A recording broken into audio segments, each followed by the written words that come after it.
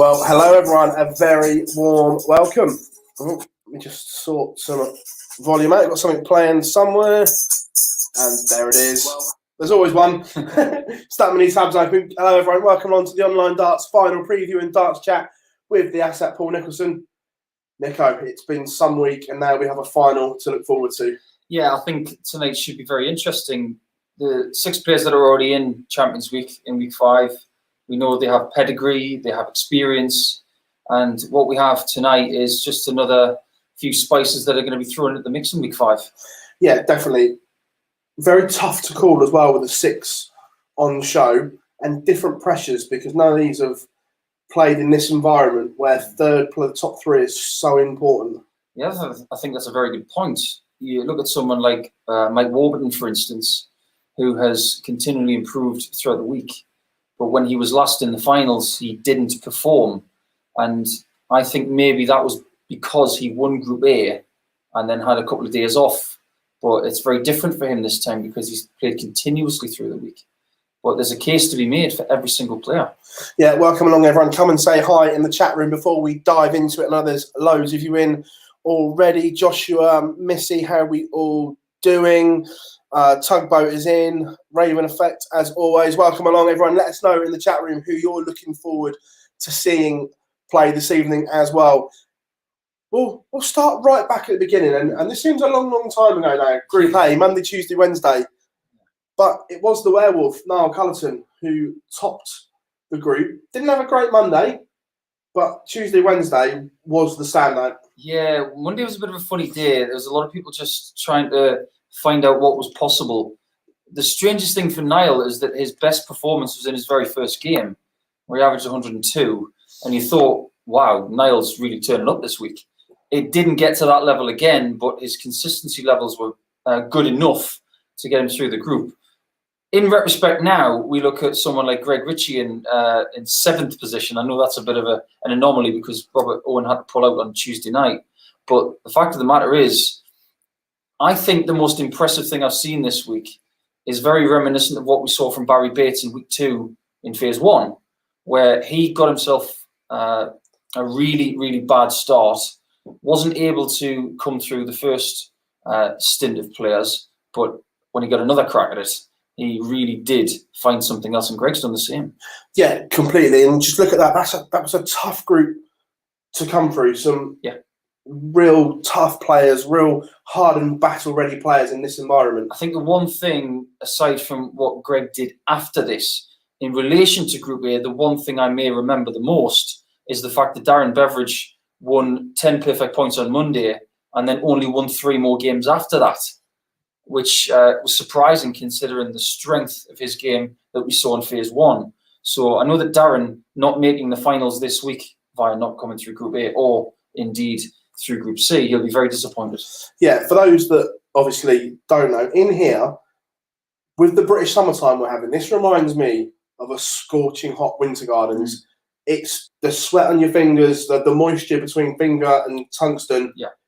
It takes some adjusting to, doesn't it? It does. I think when players first came here, this room was easy to control temperature-wise. There are no windows in here. And before anybody says, no, it's not room 101. But when it comes to this room, if you are uncomfortable playing in a hot room or a warmer environment, if you don't have the tools to handle that, you are not going to get through. But the players who have played well in this room this week and played slightly better than others in the finals, they may be the ones to look out for. Remember at Blackpool once, you used to religiously play with a black tungsten dart, but at Blackpool, you went back to the natural one because of the grip issue. Yeah, and they have this air conditioning tube that comes up next to the stage, and I was constantly putting my hand next to it, just trying to get some relief. The thing about Blackpool, though, is it's got a very high ceiling in the arena, but the steam that would rise with that was constant. It was one of the hottest atmospheres I've ever played in. But the thing about this room is that the ceiling is only around 8 feet tall. About that, yeah. So if there is some heat in here, it's going to be very hard to get rid of it. Completely. And moving on from Group A, we're going to have a look at Group C up on the table now for you. And across the 2 days, Conan Whitehead really was the standout from the 2 days. Yeah, he was consistent. He had a really good Thursday, a really solid basis. the response or the rebound from Greg Ritchie from the Wednesday to the Thursday, absolutely sensational. But I mentioned the Beveridge situation in Group A. The one thing I'm going to remember about this one is that Whitehead and Whitehead and Ritchie got through, but on the Friday, Adrian Gray went on such a run of wins, but ultimately it wasn't enough. He won 4 straight games at the end of the group and still fell short. Just the gap was too big to bridge, left himself too much to do after a very poor Thursday for his standards. Yeah, I completely agree with that. The first couple of games he played, he was just finding his way, but the truncated formula with Group B and Group C, what you've got to do is get that start. If you don't, you are going to have too much to do, and Adrian fell foul of that. And I suppose the other standout moment from that group was the Greg Ritchie. Yeah. You called it. He's going to go 3 double tops here. 1, 2, 3. The thing is, I've watched Greg play quite a lot. I've been privileged to watch him in this room quite a bit, and some of the styles of finishing that he's adopted, because I didn't know anything about him before he played here. I get like to think I know a lot more now, but I just got the feeling that the way he'd been playing that day, that shot was the right one to go for if you were him. And it was brilliant that he did it on Portugal Day as well. Yeah. And I thought there's something quite nice about that. Is that something we're going to see more from players on the 3 doubles to finish because of surface area on the board? Once you put one next to the other one follows, especially the, in brackets, first art merchants, as we call them. Is that something we're going to see more, do you think? I think we go through stages in our sport when you're playing straight start 501, because we play that 99% of the time, aside from the World Grand Prix, of course. But there are people who love doubles so much. They like tops, they like double 18s. So watch out for the 108 on 3 double 18s. The 102 on 3 double 17s, I think, might be the rarity one. Anything below 3 double 17s is not going to be used. You're not going to go 3 double 16s for 96. That's something that probably Eric Claris would have done back in the day, because he would have done anything. But there is a possibility of someone going for 3 double 18s. But dart players love something that's fashionable. Right now, the in trend is going for 3 doubles because of what Jose did in the semi-finals of the Premier League. So watch out for it. Some great comments in the chat room. We'll come back to them. We're not ignoring you. We'll just go through the tables first of all, guys. Don't panic. Group B. Now, this was an absolute belter of a group. Fallon Sherrock only on 4 points doesn't do her the justice of how well she played in this group.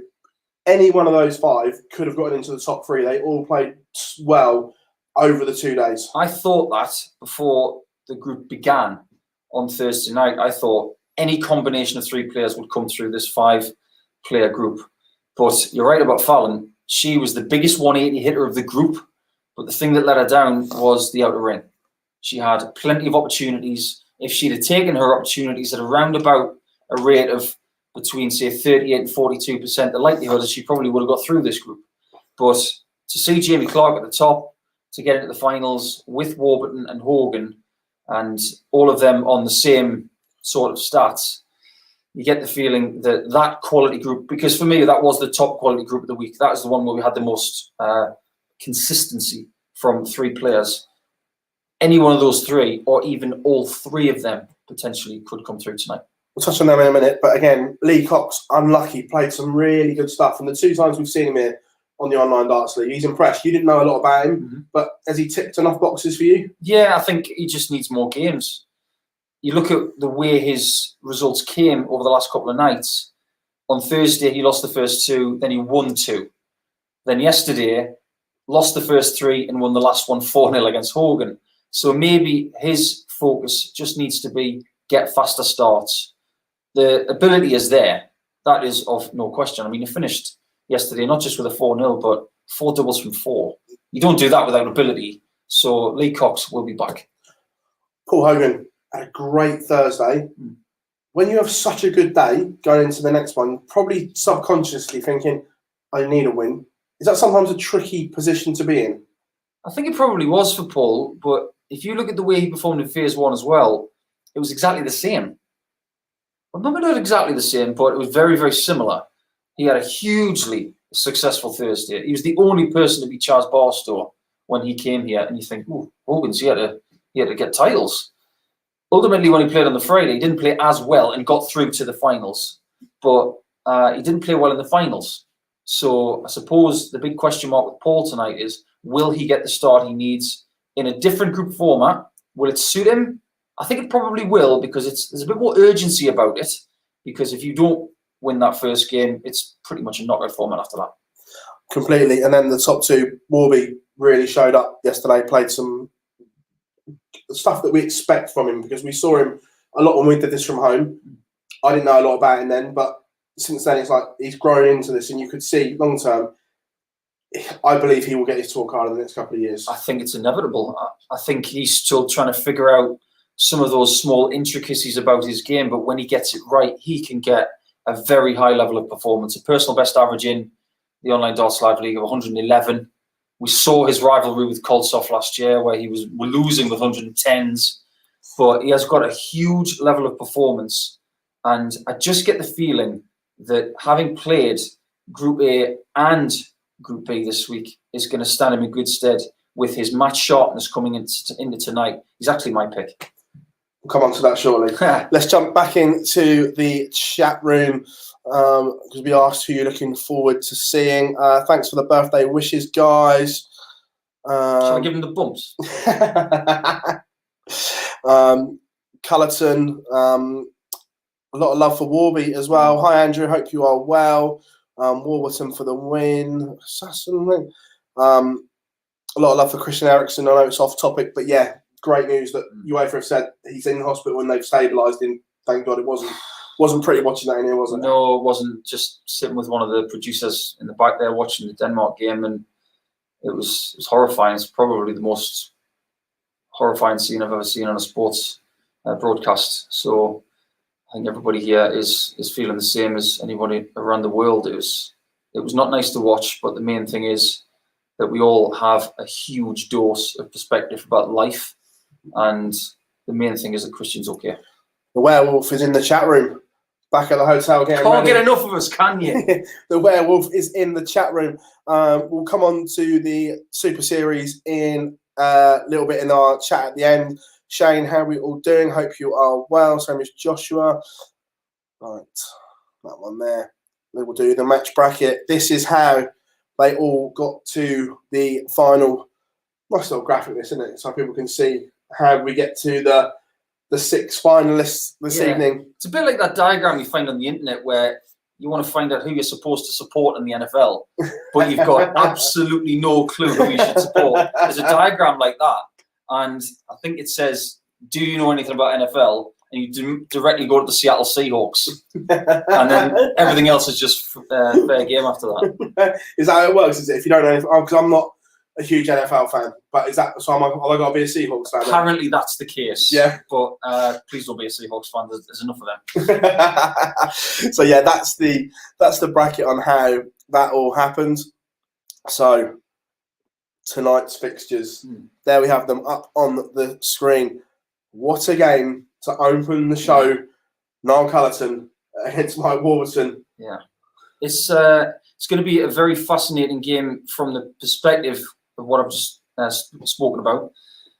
Warburton has played less than 24 hours ago, and Culleton has had 2 days off. How he has spent those last couple of days exercising his mind and his arm, of course, that will be really key to see if he's sharp enough to take on a Warburton that is sharp. There's no doubt about that. So that is a hugely important game as we start tonight's broadcast. As a player, if you were in this, would you like the 2 days off, knowing how grueling a schedule this is, or would you like to go right through? Because we've seen mixed results from the 2 winners. Obviously, it worked wonders for Wolfie. Yep. And he said, I needed that. But then last week, that didn't happen. So as a player, how would you like it? I think it depends on how you're feeling that week. There would have been times for me where I would say I want to keep playing, because if you scrape through a group and you go into, say you don't win Group A, you have to win through on Group B or Group C. You want to keep playing. You want to try and fine-tune certain things. But if I was in Niall's situation this week, I think it's fair to say that there are things that he would want to work on. If you'd offered Niall the opportunity to play for 2 days, but still have his place in the final after winning Group A, I think he would have said, "I'll play. I just want to keep getting better." But unfortunately, that's not the case. But it worked for Martin, and hopefully for Niall tonight, it'll work for him as well. Out of those fixtures that are on screen from the groups, which ones are the pivotal games that are going to decide who makes the knockout stages? I do believe that maybe Greg Ritchie's first game is a very, very big match against Niall. I think because I'm looking at Warby as a really strong contender to make the semi-finals and have a shot at getting through to the top 3. I think Greg Ritchie has improved exponentially this week, and he's going to have to hit the ground running and may have to find against Niall a week's best performance. So from the 2 groups, yeah, who misses out? Oh, you're really doing this to me when Niall's on this broadcast. I really don't want to answer that. But I've got a sneaky feeling, just the way that Paul Hogan played last night, that he might miss out. Because Jamie Clark has impressed me the way he has continually improved. He's got a lot sharper on his doubles as well. And he seems to be finding tops a lot more regularly now. So I think maybe Hogan from that group. But the other one, no comment. Like that. But, put you on the spot here. Who do you think wins overall this evening? Are you still backing your man? Yeah, I'm going to go with Warby. I think just the way, the week he's had a somewhat traumatic week. He lost a friend of his a few days ago, and he is someone who plays on inspiration. I've spoken to him at length last year and this year, and you just look in his eyes and you think there is something he wants, and when he wants something, he tends to get it. He told me last night at around about 1:30 in the morning when we left the studio, "I am going to win this." It was a defiant statement, and I'm not going to not believe him. Let us know in the chat room as well who you think is going to win. I think they're 2 fascinating groups for me looking at it as well. And I don't know why, but the one that I think it's tough to call the Whitehead group, because you can make cases for them all to get through, and I can make cases for them all not to get through as well, because they're very streaky, all of them. When they're on, they're all very good players. Yeah. But when they're slightly off, they're erratic. I would say that Culleton and Whitehead, for me, would be 2 players I would label as maybe good night players. Yeah. Because they strike me as the people who would be able to program their day well and time their form right later in the day. But the fact of the matter is, Niall and Conan haven't played in the evening this week.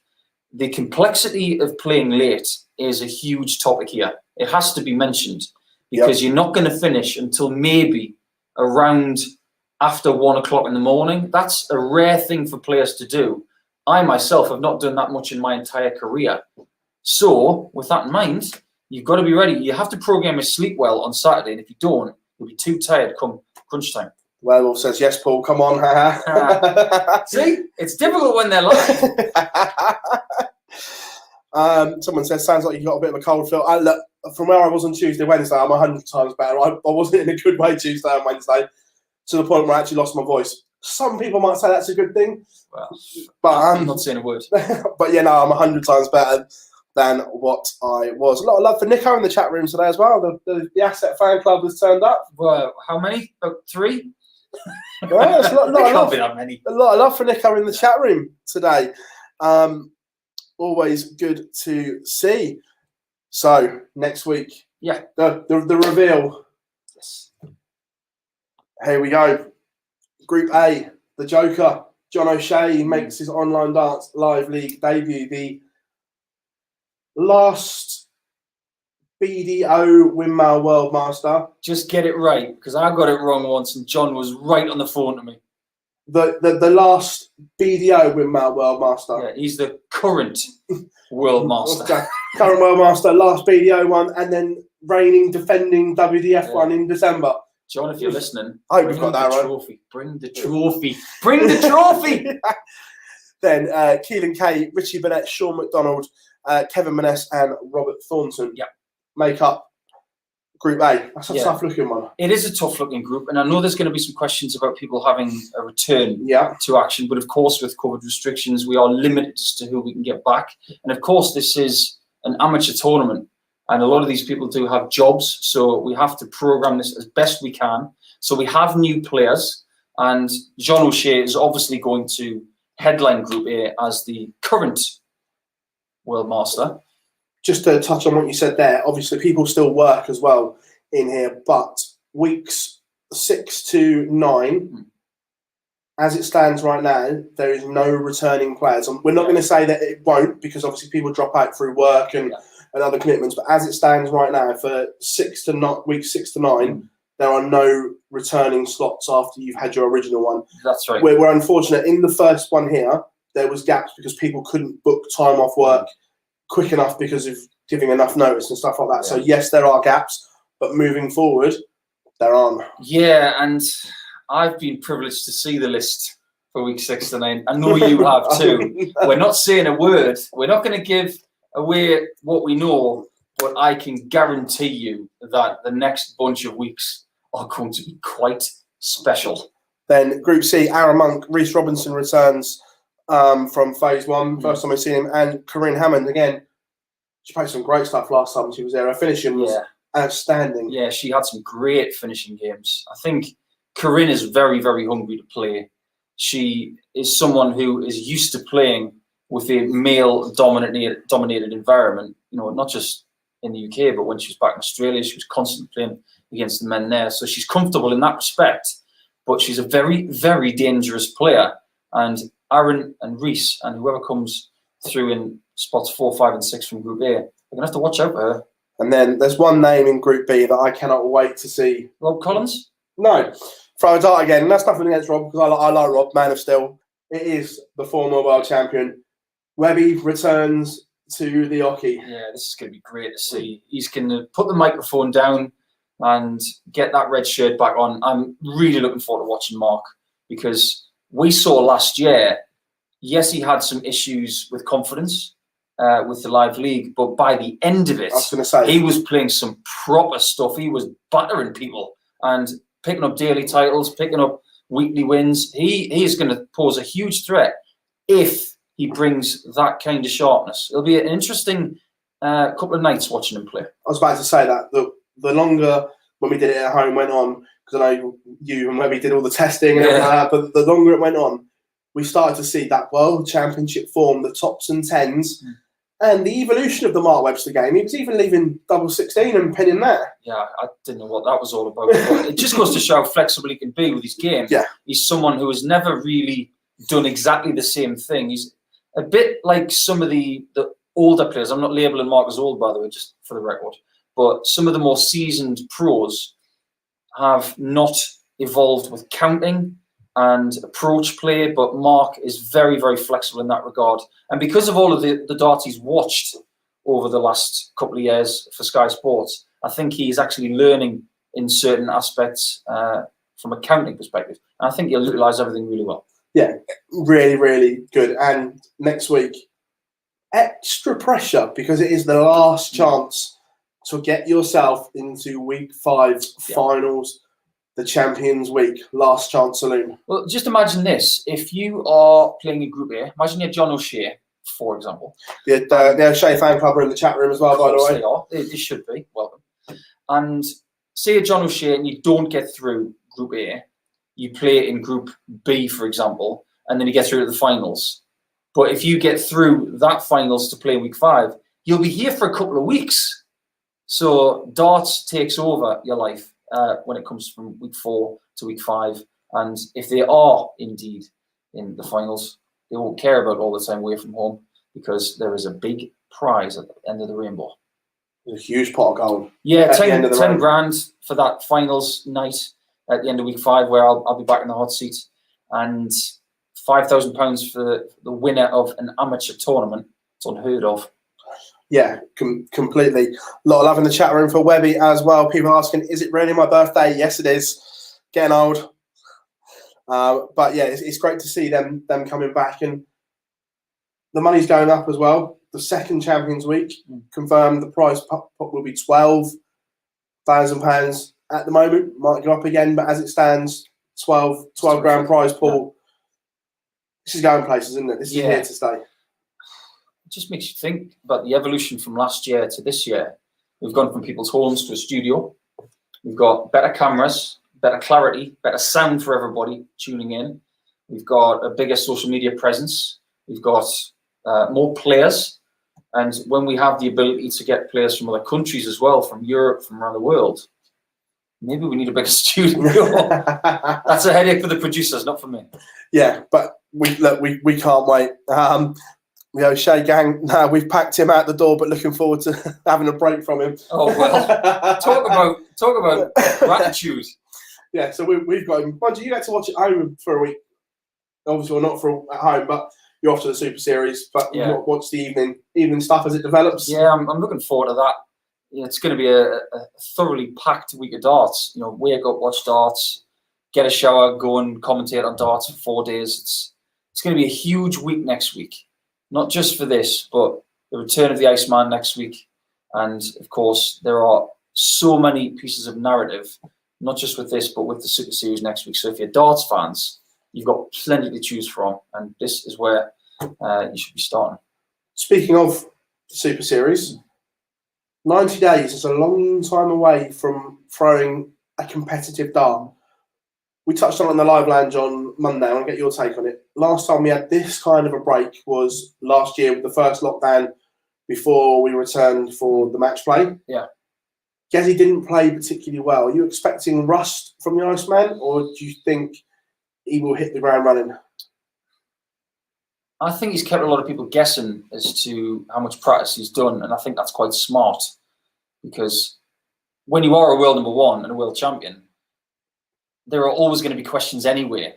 I think he handles the pressure of being at that top very, very well, especially for a greenhorn world number one who's never done it before. There are people who have returned there, of course. But if you look at the Summer Series last year when he came back from that layoff during the lockdown, I think it's really important to see what he was able to deflect. And I go back to that game he had with Devin Peterson, where Devin averaged a silly number and Gavin Price still won. That was on day 4. So by the end of this Super Series in Milton Keynes, I expect him to be firing. Last chance to name, well, not last chance to name, but these 2 blocks are the last chance to get to Blackpool. Is that extra pressure? Because there's been a break. Some players didn't go to Niederhausen to play. Beforehand, Joe Cullen was in arguably the form of his life. Yeah. Not just Joe, Michael Smith as well, but there's a lot that didn't go to Niederhausen. Yeah. There's a lot that haven't played since. So there's a lot of questions about a lot of players heading into Super Series 4. Yeah, I'm not going to chastise Joe for not going to Niederhausen. He had his reasons, but he should have gone. When you're in that form, Peter Wright said it so eloquently last year, and he used me as an example, because I chose to take these constructive breaks when things were normal 10 years ago. If I got tired, I thought I'd take a weekend off. And Peter called me out on it, and he said, should have kept playing. In retrospect, Peter was correct. So with that, I look at Niederhausen and think, why on earth, when you know that there isn't ranking action for a while, why wouldn't you go? If it's a case of that there was something at home, that's fine. But if it was just a choice to say, you know what, I don't need to go, I think that's an error.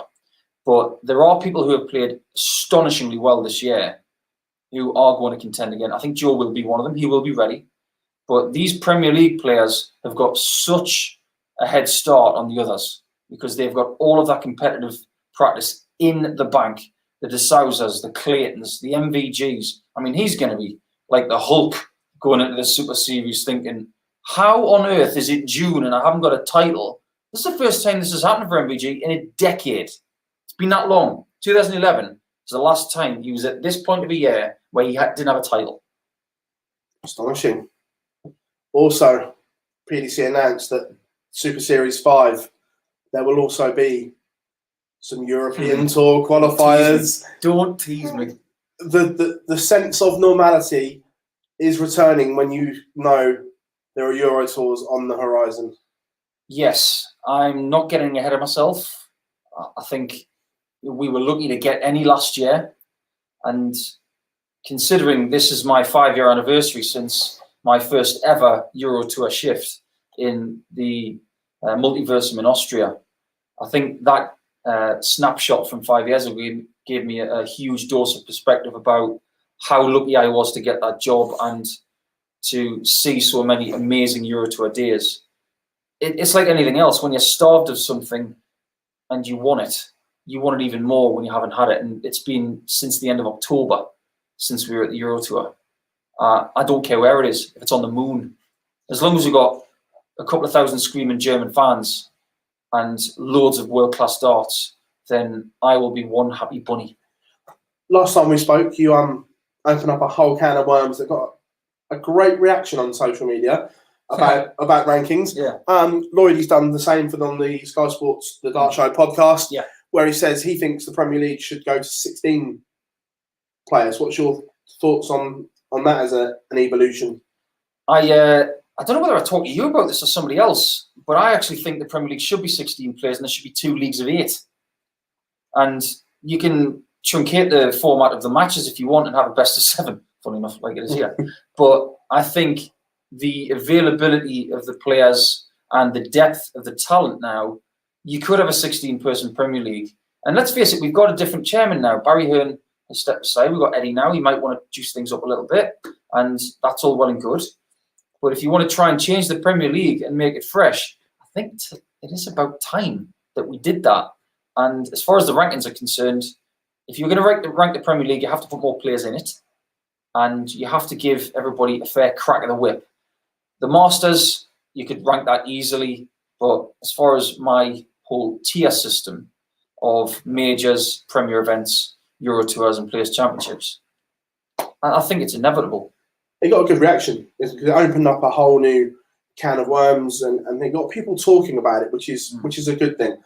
Be interesting to see what kind of feedback you get in Milton Keynes this week about it, sitting around with people that are in that inner circle, what they think of it as well. Yeah, I think the players would welcome a slightly different ranking system.